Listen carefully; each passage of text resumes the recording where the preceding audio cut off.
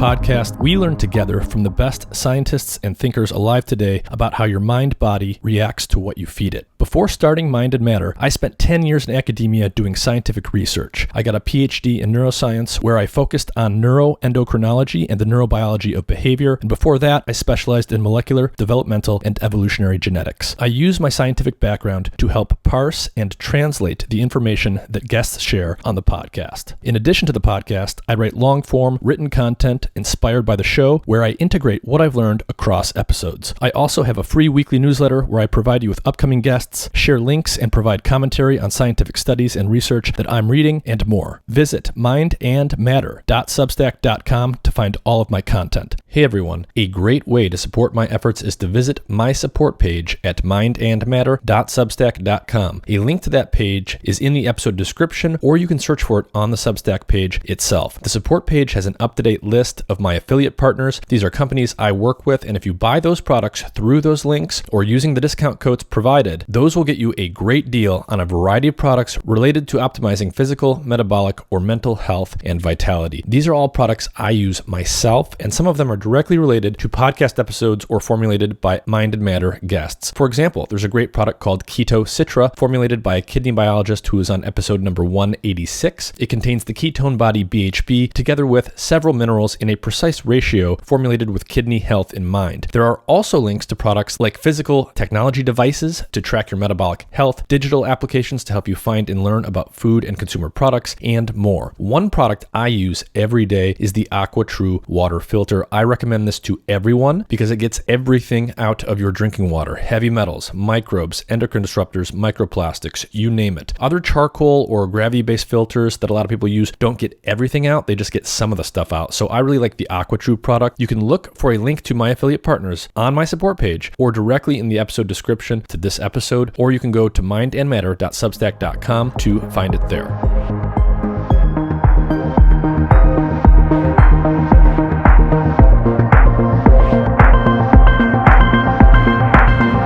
Dr. Sherwood Brown, thank you very much for joining me. Thank you. Glad to be here. Do you want to start off by just telling everyone a little bit about who you are and what you do? Sure. I'm Sherwood Brown. I am a vice chair for clinical research in the Department of Psychiatry at the University of Texas Southwestern Medical Center in Dallas. And I spend my time engaged in research, teaching, and of course have an administrative and leadership role within the department as well. And I would say my research focuses on comorbidities or co-occurring conditions in people with mood disorders, and this has included research on different kinds of steroids, which actually the interest in that area goes back to somewhat by chance event during residency. Interesting. Do you want to actually just tell us what that was, how you got into that field? Because I do want to ask you about corticosteroids and things like that as it relates to mood disorders. So yeah, how did you get into this area to begin with?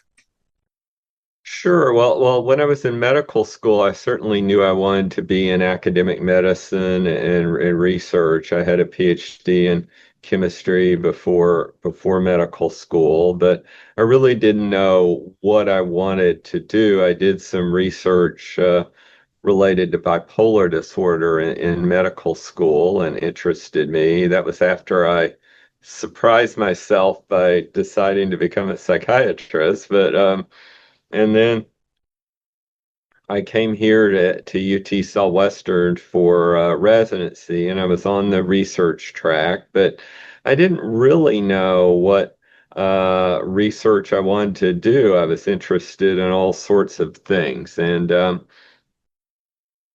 faculty member at the time happened to go to an allergist who had just joined the faculty at the time, and they started talking about the effects of prescription corticosteroids on the brain and mood and behavior. And when I heard about that interested me, and I made an appointment to meet with the allergist to discuss further. And, we've collaborated now for close to 30 years on that project and that general area, and it's led to research in other areas as well. And so let's start out pretty basic for people, just so everyone has a good grounding in some of the things we're going to talk about. People probably know what corticosteroids are at some level, even if they don't quite realize it. But what are corticosteroids as a class, and what are some major examples that people might be familiar with? Sure, and there's two terms you'll hear, and they're usually used synonymously, although they have slightly different meanings. I tend to use the term corticosteroid, but that is a fairly general term for a hormone medication that would act on either the glucocorticoid receptor or the mineralocorticoid receptor. So the GR receptor or the MR receptor. What we're usually talking about are things that are somewhat more glucocorticoids, and that's the other term for it. And the amount of glucocorticoid and mineralocorticoid receptor activity varies a lot. Aldosterone would be an example of something that works almost exclusively on the mineralocorticoid receptor. And cortisol, that would be our endogenous corticosteroid, the one that's in the human body, has greater affinity for the MR receptor than the GR receptor, but it has affinity for both. And then there are a variety of prescription corticosteroids as well, and these tend to be more specific to the glucocorticoid receptor. The most extreme example would be one called dexamethasone that's activity is almost exclusively at the GR receptor. And probably the most widely used is prednisone, which is much more GR activity than cortisol, but not as much as Dex. And then there's also prednisolone. And for reasons I don't know, prednisolone tends to be used in Europe and prednisone in the United States, but prednisone is essentially a prodrug that's converted to prednisolone. So they're largely one in the same. And they're used for all sorts of illnesses related to allergic reactions, immunosuppression, etc. And so you kind of have an interesting background in the sense that you're basically a psychiatrist, but you were a chemist first. Yeah. So thinking from the chemist perspective here, what are sort of the chemical characteristics of corticosteroids, and what are the ones that are sort of important for their biological function and what they're doing at the cellular level? Well, when we're talking about any kind of steroid, we're talking about something with the steroid nucleus, which is a four-ring structure that all steroids have and have in common. But it is interesting. Your question's an interesting one because that the different steroid hormones have very, very different levels of activity, really. And it can range from, estrogen or testosterone to cortisol and others. And the prescription corticosteroids and cortisol do have a fairly similar chemical structure to them. And the biology and the chemistry here get fairly complex, but there's a lot of compounds in this pathway, and you can get to them through a variety of enzymatic transformations in the body. Everything from cortisol to aldosterone to the sex hormones like testosterone and estradiol. There's a lot going on here. But can you give us a basic idea for this pathway and where it starts with cholesterol? Because some people may or may not be aware that cholesterol is actually sort of the starting point for getting to a lot of these things. Yeah, it's an interesting topic, and it's probably a beginning to something else we may talk about today, another type of steroid hormones. But yeah, really, you start with cholesterol, and then from it, a steroid called pregnenolone is made, and it's sometimes called the mother of all steroid hormones. And it's actually, which we may talk about, a neurosteroid. But then through a variety of metabolic pathways, all of, essentially all of the other steroid hormones in our body are made from it. So it's a very it's interesting to think of that, but some of them are multiple steps and some are only one step. For example, progesterone is really only one step away from pregnenolone. Cortisol is I don't have a have it in my head how many steps, but it's quite a few. Yeah, a number of steps. So But yeah, yeah, it is, yeah. And it's interesting too. I mean, with pregnenolone, when it's administered at high doses, it increases levels of some of the steroid hormones, but not others. For example, it doesn't really do anything to cortisol levels, hmm. although a lot of other things can, like stress. Yeah, yeah. So basically, if you were to chart this out, right, you'd Mhm. have a cholesterol, and then you'd have an arrow going to pregnenolone, and then from there it branches out. You can go any number of Right. directions. You can go towards a path that takes you to cortisol. Eventually, you can go towards a path that takes you to aldosterone. Eventually, you can go towards a path that takes you to testosterone, estradiol, other hormones, and so there's this sort of complex branching pattern. And all of it funnels back to pregnenolone and ultimately cholesterol. But as you Mhm. said, you can give pregnenolone, and it doesn't necessarily evenly increase or boost the levels of all of the potential downstream steroid molecules you could be Mhm. thinking about. What sort of what determines like what gets made from the starting materials, cholesterol and then pregnenolone? Is there genetic variation in the enzymes that make one person produce some of these hormones and steroids more than others? Are there environmental or diet-induced impacts that determine like whether or not you're going to mostly use the starting materials to go down one branch versus another? What accounts for some of that variation we see in the possibilities in terms of the hormones that you can make from these precursors? Yeah, it's a really interesting question. I don't think it's all that well understood. There's this idea of a pregnenolone shunt where, for example, if you're under particularly high stress conditions, the metabolic pathway leads to more cortisol, which that's certainly very logical that the cortisol's got to come from somewhere. And then the idea is that it's perhaps at the expense of other steroids, such as gonadal steroids. Um, it's somewhat controversial. It's not really, to my knowledge, been really worked out or clearly demonstrated in humans, though. But clearly, there are factors that are somehow guiding this. We, for example, found a different ratio of some neurosteroids in people with cannabis use disorder, for example, that seem to suggest possibly different metabolic pathways at play. Yeah, so you mentioned, you can give people pregnenolone Hmm. and it doesn't necessarily increase their cortisol, even though you might Hmm. think it would.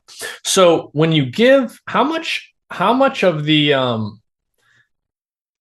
decision in terms of how the body is going to turn these precursors into all these different hormones and steroids, how much of that is happening in a tissue specific way? So, for example, if you boost someone's cholesterol or pregnenolone one way or another, Hmm. and it gets distributed throughout their body, some goes to their brain, some goes to their heart, some goes to their liver. Are the different organs going to maybe sort of choose, quote unquote, to turn that pregnenolone into a different pattern of downstream compounds depending on the enzymes they express and things like that? Yeah, it's an interesting question. Presumably so, because pregnenolone is comes really from multiple sources. So it's made in the adrenal glands, the gonads, and then also in the brain. And even though we have this what the really most of these steroid hormones are quite lipophilic and cross the blood-brain barrier rather rapidly. There is uh, evidence to suggest that the sort of, for example, the brain production, which can be specific to different regions of the brain, does have an effect, at least in animal models.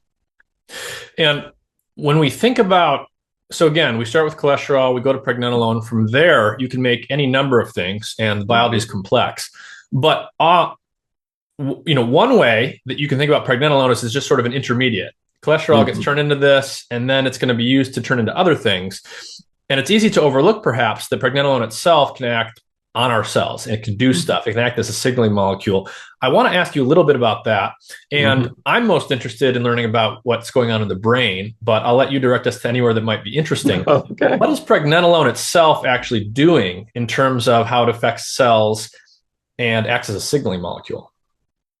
Yeah, it's been sometimes thought of very much as a prodrug, sort of like I mentioned, prednisone's a prodrug for prednisolone, that it's really doesn't have much activity of its own. And I would say that viewpoints change somewhat. There really do seem to be things it does itself. And, particularly, I think it's been conceptualized in, say, the mood disorders field as a prodrug for allopregnanolone, which we'll probably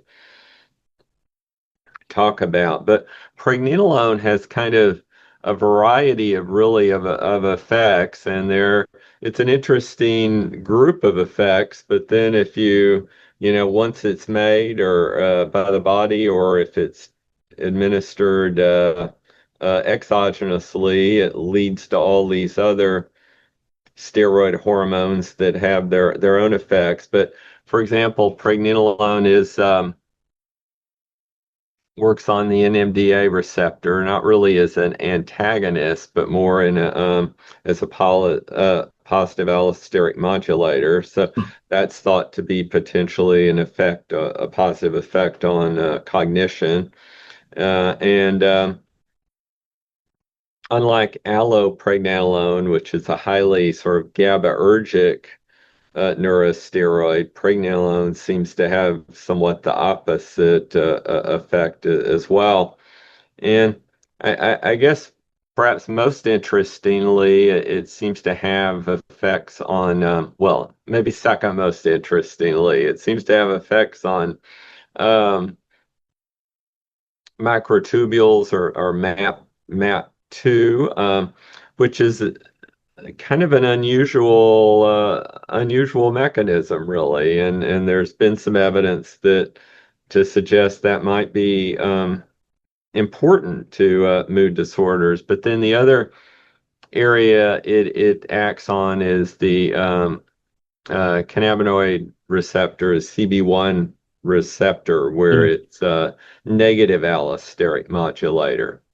And Yeah, yeah, that's probably the most interesting. But yeah. And I've actually, I've seen some of the research in that area, and it's actually fairly remarkable. So it's basically negatively regulating the CB1 receptor, so it's not stimulating it, it's antagonizing it.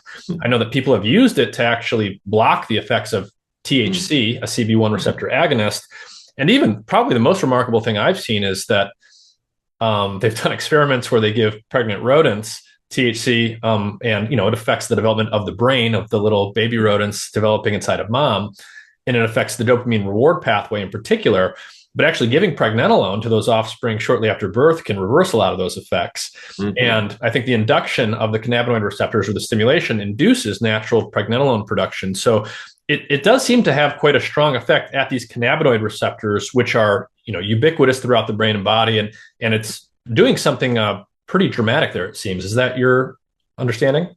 Yes, I think particularly I think of a paper in Science. Now it's been quite a few years ago. I think 2018 or perhaps even before, where in an animal model they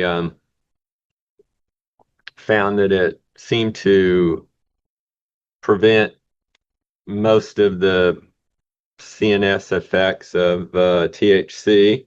And then they also found that when THC was administered, it really generated a robust pregnenolone response. And it was actually a stronger response than they saw with other substances of abuse. So there does seem to be something very, closely tied there between THC and pregnenolone through the CB1 receptor.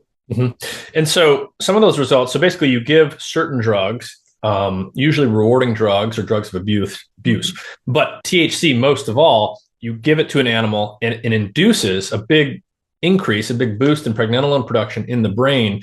That happens fairly quickly. Does that mean that pregnenolone is induced pretty quickly inside of neurons and the brain itself can regulate its own steroid hormone production?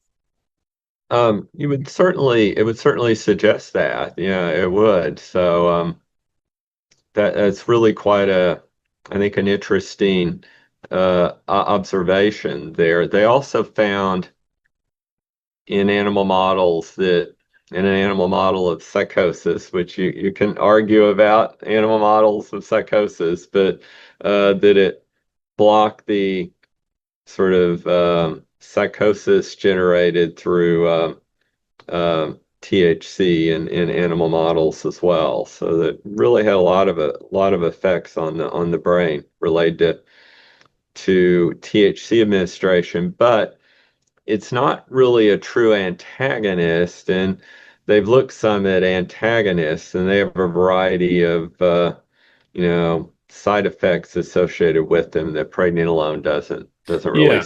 Yeah. have. So pregnenolone is, I guess the technical term would be a negative allosteric modulator. And perhaps the way to explain that to people is instead of really blocking a receptor wholesale, it's sort of reducing the activation that would come from an activator. So in a sense, it's sort of a gentler effect on receptors, I guess.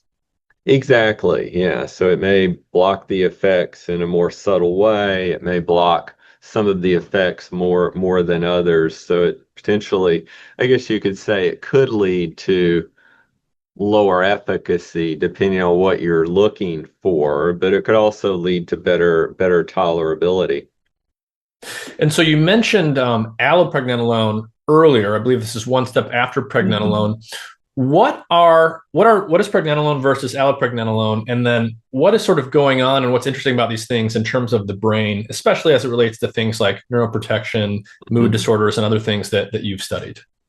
Yeah, so allopregnanolone is made from pregnenolone, and it's a quite a GABAergic steroid, so it has somewhat different properties than pregnenolone.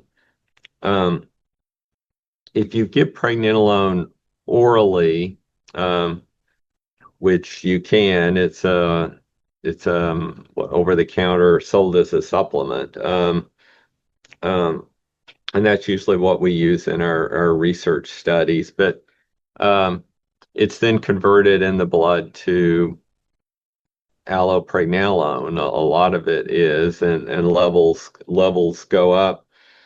I'll mention also allopregnanolone is it can't be given orally. There's this first pass metabolism by the liver, but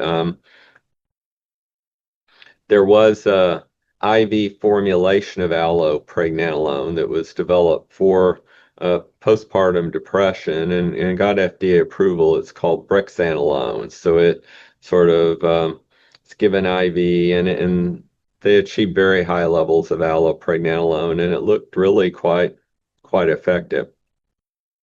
And so when pregnenolone is given, it sounds like it's orally bioavailable to some extent. How bioavailable is it? What dose range for something like this is normally given to a human being? Yeah, this question comes up a lot in grants, really. And people sort of argue about the bioavailability. I mean, I can say this, that if you give even a single dose of it, and within 2 hours, I mean, the levels of pregnenolone, allopregnanolone are several times greater than at baseline. So, I mean, that suggests to me quite a bit of bioavailability of the drug. Um, a typical dose is well, I guess I would say let's talk about perhaps research doses and what might be mentioned on a supplement sold on Amazon, Yeah, yeah. or something like that. Yeah, it seems like those supplements are lower doses, sort of in 50 milligrams or 100 milligrams that people take. In research, there's typically been a 500 milligram dose that's been widely used. There was some older literature, and the literature with pregnenolone goes back to the 1950s, even for things. They looked at it for things like rheumatoid arthritis and other conditions. But there were some reports of higher doses, and in one study, we used a higher dose, but only for a week. We gave 500 milligrams or 800 milligrams for 1 week. And so, I'll let you steer us in terms of what exactly we talk about here. But when you and other researchers have given people hundreds of milligrams of pregnenolone, what general effects do you see, and what types of patient populations have you been looking at, and why? Sure, sure. Well, it's been studied in several conditions. So, um, there have been some trials in schizophrenia that some have had some positive findings for as adjunctive or add-on therapy. Um, we've not done those. We typically do more mood disorder research. We've conducted 2 trials of it in people with bipolar depression and placebo-controlled trials, and it seemed to be superior to placebo in both of those trials. And then, of course, we did the study I was talking about at 800 milligrams. I've presented, but it's not published yet. But it was a little bit more mechanistic in scope. We gave depressed women, we administered placebo, 500 milligrams and 800 milligrams in a crossover design with a washout between each condition. We were looking really more at potential neuroimaging findings than efficacy after only 1 week of administration. And then it's not published, but we presented a trial that involved it for bipolar disorder and alcohol use disorder, and it seemed to decrease alcohol use on some of the outcome measures. And there's a large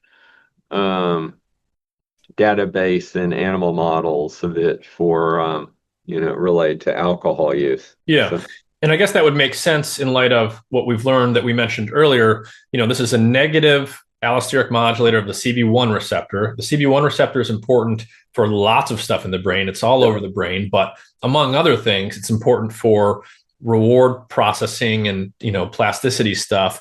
We mentioned that it can sort of blunt the effects of THC and other drugs, and so it perhaps makes sense that it's going to have this kind of effect on substance use. mm-hmm. Yes. It's, And so in your research on, I want to talk about your research on mood disorders and things, but actually before we get to that, it might be good to give people a sense for how does this whole pathway, just in broad strokes, change over the course of a lifetime. We know that our hormone profiles are going to change as we age, right? We go through puberty, women go through menopause, there's age-related changes in hormone profiles. We know that cholesterol levels are going to, follow a general trajectory over the life cycle. As people grow up and get older, how are things like cholesterol, pregnenolone, and everything downstream often changing? Are levels tending to decline after we get to middle age? What does it look like? Well, certainly what you can say in women is that there are actually sometimes dramatic and sometimes more subtle or time dependent changes over the life cycle. So with allopregnanolone, part of the reason for the idea of using it for postpartum depression is just in the postpartum, there's a very, very rapid decrease in allopregnanolone levels. So they're very high and then they go to very low levels very quickly.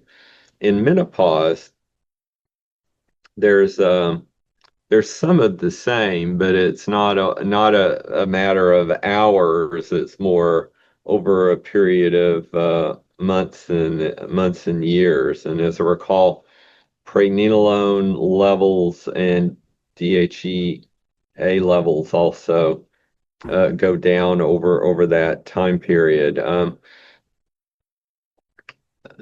as well. Yeah, so levels change with time. Just the normal lifespan, but also things like pregnancy are going to cause levels of a lot of these things to change pretty dramatically. Yeah. And so, walk us into how you got to studying things like mood disorders, things like bipolar disorder, as they relate to things like pregnenolone and these steroid hormones. Yeah, well, that goes back a ways, I guess. It's been so long, I'm not sure I even exactly remember. Well, I remember even in residency. So when I got interested in the other type of steroids, glucocorticoids or corticosteroids, I remember writing and publishing a review article in that area, so this would have been in like 1996 or something. I recall including some discussion of neurosteroids in the review that was submitted. So I must have been interested in neurosteroids at that time as well, and the reviewer really correctly commented, well, this is a different topic than glucocorticoids, so I took it out. So I guess I was interested really even back from the earliest days of thinking of another type of steroid hormone and their effects. I suppose we think of corticosteroids or glucocorticoids as having mostly negative effects on mood, although probably the reality is much more nuanced actually than that. But the thinking was and still is that the neurosteroids have more positive effects on mood. And so, walk us through a little bit of what's been found from your work or related work with respect to things like bipolar disorder or other mood disorders. I guess in some of these trials, they're probably giving people pregnenolone orally. You can correct me if I'm wrong there, but how much are they giving, and what are some of the effects that have been seen there? So in terms of our own research, the first study we ever did, we had kind of a mixed sample of people with bipolar disorder and unipolar depression. And as I recall, they were mostly bipolar depressed in the sample. And we gave placebo or 100 milligrams of pregnenolone, which is probably a common dose people are taking who take it, I guess, and buy it off of, from a health food store or off the internet. And we did see a positive effect of it on depression within in that study. They also the sample I've been interested in substance use or dual diagnosis for a long time, and the sample did have a history of substance use disorders, but they really weren't actively using or anything. But we did see, so we couldn't really look at substance use, but we did see an improvement in depressive symptoms. As I recall, we didn't see anything with manic symptoms, but they weren't enrolled when they were manic anyway, so we had very little ability to see anything there, and it seemed to be quite well tolerated. Then we had a second grant where we looked at a more specific sample of only bipolar depression, and we gave them 500 milligrams. And again, it appeared to be it was superior to placebo for depressive symptoms in that study. It was interesting too. We did look at blood levels of the neurosteroids, and as I recall, allopregnanolone levels were correlated with anxiety symptoms within the study, which is not unreasonable considering it's sort of GABAergic mechanism.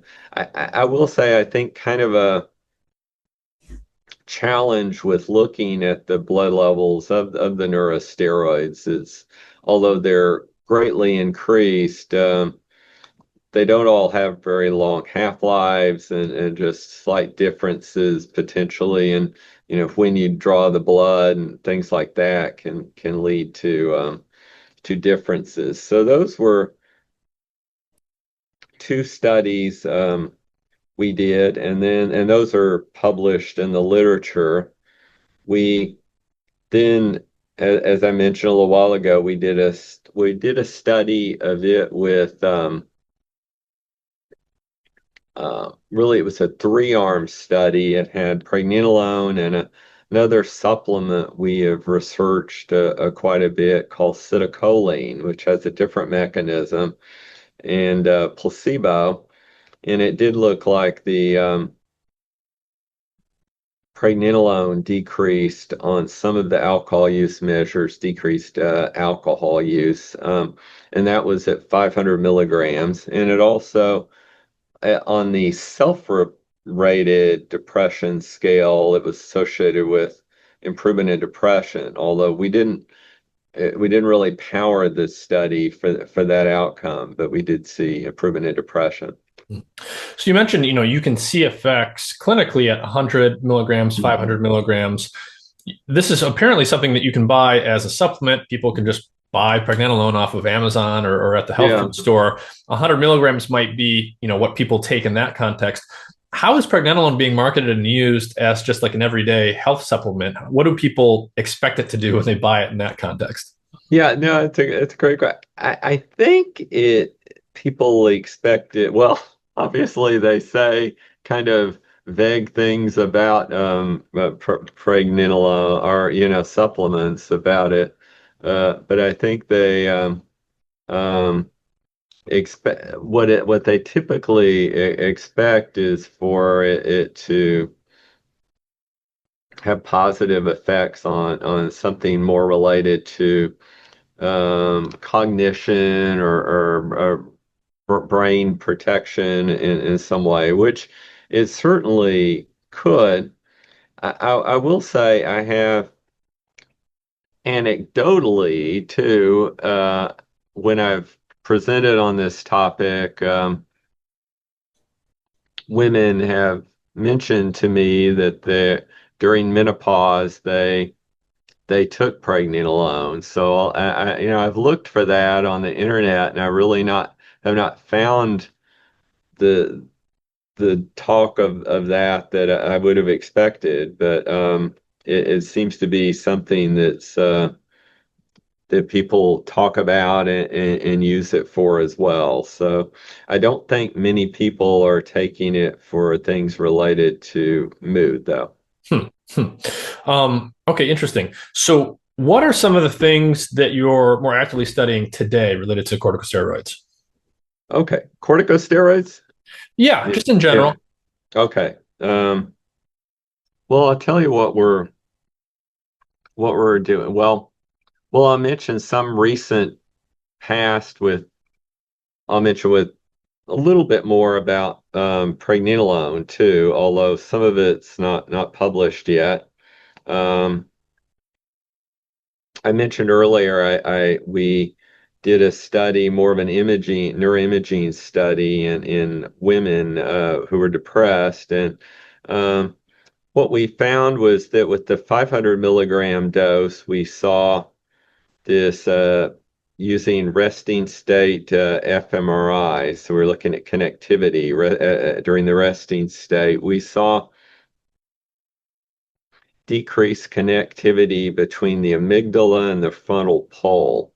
And that's of some interest because that sort of between those two regions in general, there's some evidence that increased connectivity in some reports has been associated with depression. I think it was also of interest to us because the only other imaging study with pregnenolone ever that I'm aware of that's been published was one where they gave it to healthy men. They gave a single dose. We gave 1 week. So in a way, we're looking at very different Yeah. ways of administering populations. Depressed Yeah. women given a week versus healthy men given one dose. Yeah. And But no matter, they, but I mean, yeah, regardless of the interpretation of the results, you're basically, so you're giving pregnenolone, you're looking at fMRIs, you're looking at mm, functional measures of functional activity in the brain. It's having an effect. It's getting into the yeah, oh, brain and doing something absolutely. to brain activity. So it's active in the brain. Yeah, absolutely, yeah. And actually, one of the findings they found in healthy men was very much like what we found in depressed women. So that may be a reproducible effect of the drug on the brain. So I thought that was definitely of interest as well. But yeah, it's obviously getting into the brain and having effects. And it was interesting. It looked like the 500 milligram dose had a greater effect than the 800, which was there have been even reports in animal models where there is potentially a U or inverted U, however you want to Yeah. conceptualize it, response dose with Yeah. pregnenolone and other neurosteroids. Yeah, that's interesting. And also, maybe not so surprising because I think you see that with other hormones, like even things like sex hormones, right? You give testosterone and you get a bigger effect. But at some point, you start making more estradiol afterwards because of the way these enzymatic pathways connect the production of one of these things to the production of the others. So interesting. You can see dose dependent effects, but it can actually be this sort of U-shaped response where an intermediate dose maybe gives you one response, and then you keep going higher, and the response Hmm. changes. Yeah, which is fascinating in its own right, but you're right, it's seen with a variety of hormones. That's definitely true. Um, we're certainly hoping and optimistic that we'll be able to do a study of pregnenolone in people with a cannabis use disorder as well. Yeah, yeah. And would that be so? By analogy with the preclinical research in animals, the idea there, if things are work to the extent things are working in the same way in rodents and humans, you should be able to pre-administer pregnenolone and actually block the effects or blunt the effects of Mhm. THC, and potentially even administer pregnenolone to essentially renormalize changes that have been induced by something like cannabis substance use over an Mhm. extended period. Yeah, exactly. And yeah, I don't know if people are quite as aware of what's going on with cannabis use, but with legalization and probably other factors, I think the rate of cannabis use disorder in the United States is something like over 6% right now, and I don't think people are fully aware. More people use cannabis every day in the United States than use alcohol every day. So it's kind of replacing alcohol as the substance of use, I'll say. It's not all abuse, but Right, right. Interesting. Yeah, no, it's actually, this is the way that I got interested and started learning about pregnenolone in the context of the brain was I was actually in the marijuana industry doing research on cannabinoids and things. And that brought me eventually to pregnenolone and some of the results that brought me to your work. Oh, really? Yeah. Okay. Yeah. And Um, so, what other things are you working on? I know that you've done interesting work with respect to things like asthma and mhm, inflammation. That's obviously another area where some of these corticosteroids mhm. come into play because that's one of their clinical uses. So, do you want to give people just a general sense there for some of the anti-inflammatory effects that some of these corticosteroids have, and Yeah. maybe some of the work that's going on there that you think is particularly interesting? So I'll tell kind of our corticosteroid story, and it really did lead to our asthma work very much. So I started, I mentioned earlier, collaborating with an allergist. So that led to access to people with asthma. And I got to say, I'd never really thought a whole lot about asthma or anything, but it's very interesting and can be quite a disabling condition. But so we were the idea we had was we were interested in the effects of stress or cortisol elevations on on the brain. Initially, actually, I was interested in the mood effects of prescription corticosteroids and their similarity to bipolar disorder, but that's hard, and I had my first grant I ever had was in that area, but it's very hard to study because it really either you have to have a lot of people or really high doses to see very much mood effect, really. But there are effects on memory and with modest doses and even a single dose. It's sort of the normal response to have that effect. But what really interested me about it was people with depression tend to have high cortisol levels, and that's certainly one of the most replicated findings in biological psychiatry going back to the 1980s, and they've looked at it in different ways, and they've used the dexamethasone suppression test, for example, to look at it. And they also, on average, have smaller hippocampal volumes than people who are not depressed. And I was really interested, and they have poor memory on average, which is really one of the things the hippocampus does is uh, relate to memory. So I was interested in whether the cortisol elevations were potentially the cause of this because there could be all sorts of reasons at play. So that was the idea was to use people who were taking prednisone as a model system to sort of study the effects of cortisol elevations on the human brain.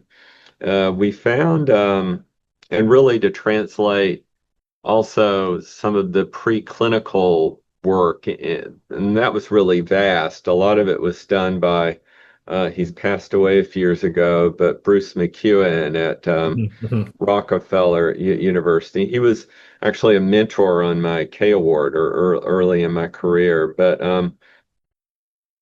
what we found was that people on prednisone did have a smaller on average hippocampal volumes and poor memory than people not on it. And as the imaging got better, we began to look at subfields of the hippocampus, and it tended to be that same subfield that they observed in animal models of the CA3 region and the dentate gyrus was what was mostly affected. And interestingly, we also did some studies where we just gave people cortisol for very briefly for 3 days at kind of what would be considered a stress dose. And even that was associated with a very small and reversible, about 1 point something percent change in hippocampal volume. So it's interesting to think of the hippocampus is kind of a dynamic brain region. Yeah, It's been yeah, shown, yeah, the volume changes even during different phases of yeah. the menstrual cycle, for Yeah. example. Quick aside. So Yeah, cortisol, people think yeah. about it perhaps simplistically as the stress hormone, and it's obviously related to stress in certain ways. What happens when you give people cortisol acutely? Do they report feeling like stressed and anxious? What does that look like generally? Yeah, that's right. That's right. That's a great question because yeah, they really don't report anything. Oh, Yeah, really? they really don't. When we give it, we've never given it longer than about 3 days, but no, really, no one really says much of anything. So it's interesting that Yeah, it has so little effect, really. yeah, Now, when we looked at people who were taking prednisone, and those were for asthma exacerbations, they were usually for about a week. Um, Really, most of them didn't report much either. On average, sort of a manic symptom measure went up, but we're talking about like a tiny little bit, not anything like a manic episode, but they seem to have, a little bit of decreased sleep and a little bit of increased energy with the prednisone. So really, unless the doses are really high, in general, you don't see a whole lot of that. They really can't see most people. There's for reasons that are not well understood, a variety of levels of sensitivity and yeah, lack thereof. But yeah. yeah, Normally, when we think about this whole pathway, this whole realm, starting with cholesterol, the simplistic way that a lot of people think about this is, cholesterol too much is bad, and you don't yeah, want your cholesterol to be too high. And we'll set that aside. That's a different discussion as it relates to cardiovascular disease and those things. But from a hormonal perspective, pregnenolone, progesterone, sex hormones, all those things, um, what are sort of the risks and benefits of your cholesterol going up or down? In particular, is there any concern if your cholesterol levels get too low with respect to your body's ability to make all of these different hormones? oh, that's an interesting question because statins are probably one of the most prescribed drugs in Right, America now, and right. people have really low cholesterols. Yeah, one thing, just to riff on that a little bit, perhaps people have had this experience or they know someone who's had this experience because it's a common one. I had an experience not so long ago with a woman who had just gone through menopause, and her doctor was telling her two things simultaneously that was, a little tricky to think about when you understand the biology. On the one hand, he was like, your cholesterol's too high, you need to be on a statin. Mhm. And on the other hand, he was like, your estrogen's too low, you need to be on synthetic estrogen.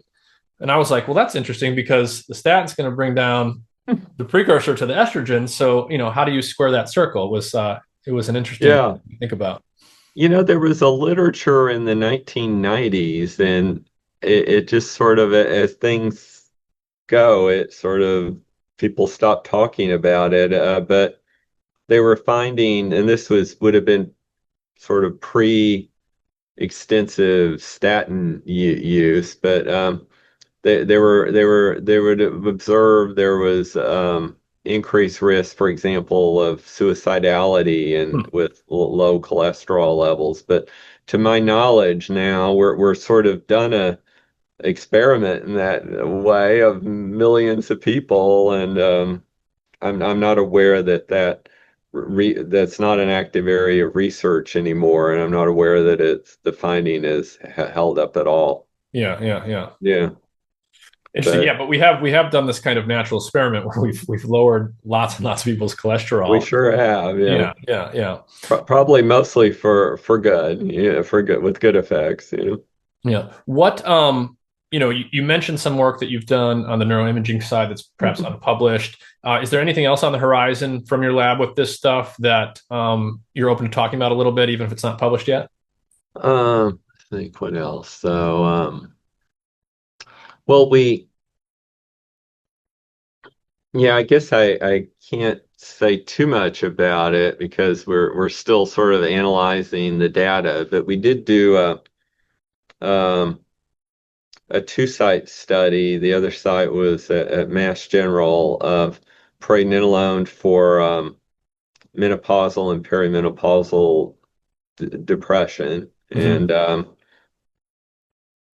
it's looking like there's some potentially promising findings there. I think something we struggled with, and I think it's been a problem for many investigators, was research that was conducted during the COVID pandemic. It had a huge effect on enrollment in studies. And in some ways, it seems like we're only finally changing that, although it also changed the way.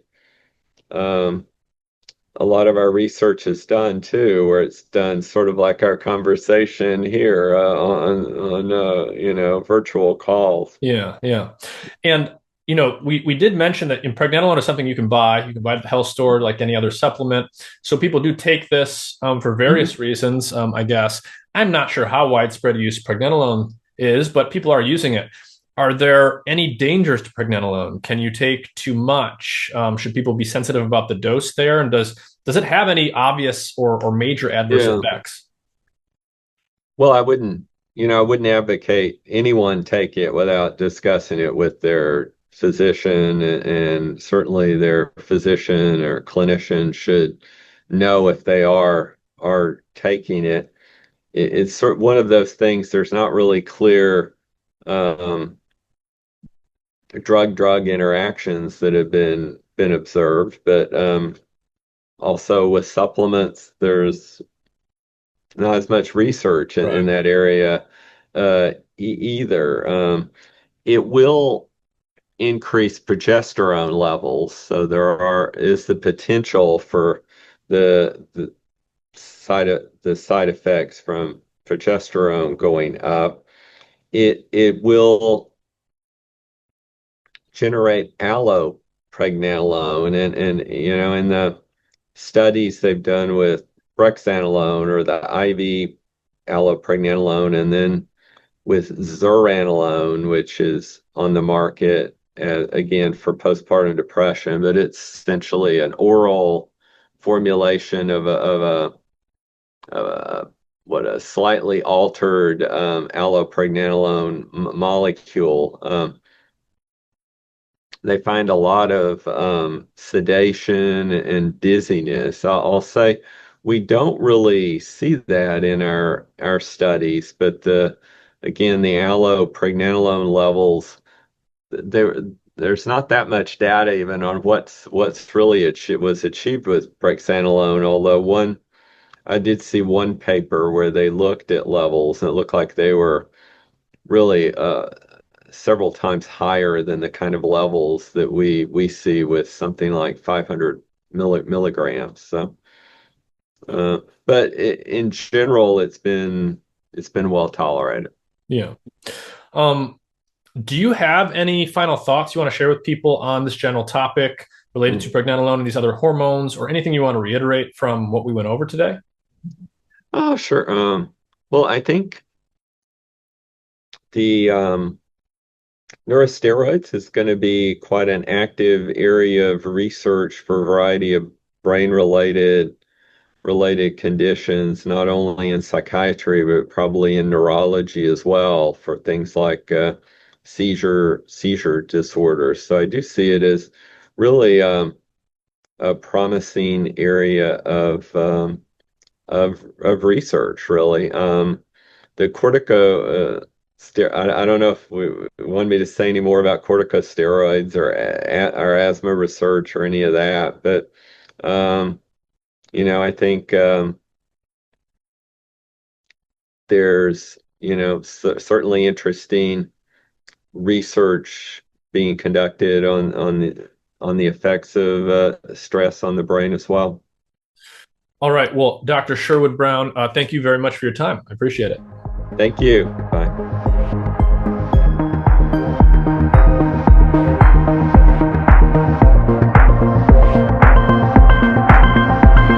everyone, a great way to support my efforts is to visit my support page at mindandmatter.substack.com. A link to that page is in the episode description, or you can search for it on the Substack page itself. The support page has an up-to-date list of my affiliate partners. These are companies I work with, and if you buy those products through those links or using the discount codes provided, those will get you a great deal on a variety of products related to optimizing physical, metabolic, or mental health and vitality. These are all products I use myself, and some of them are directly related to podcast episodes or formulated by Mind and Matter guests. For example, there's a great product called Keto Citra, formulated by a kidney biologist who is on episode number 186. It contains the ketone body BHB together with several minerals in a precise ratio formulated with kidney health in mind. There are also links to products like physical technology devices to track your metabolic health, digital applications to help you find and learn about food and consumer products, and more. One product I use every day is the AquaTrue water filter. I recommend this to everyone because it gets everything out of your drinking water: heavy metals, microbes, endocrine disruptors, microplastics, you name it. Other charcoal or gravity-based filters that a lot of people use don't get everything out, they just get some of the stuff out. So I really like the AquaTrue product. You can look for a link to my affiliate partners on my support page or directly in the episode description to this episode, or you can go to mindandmatter.substack.com to find it there.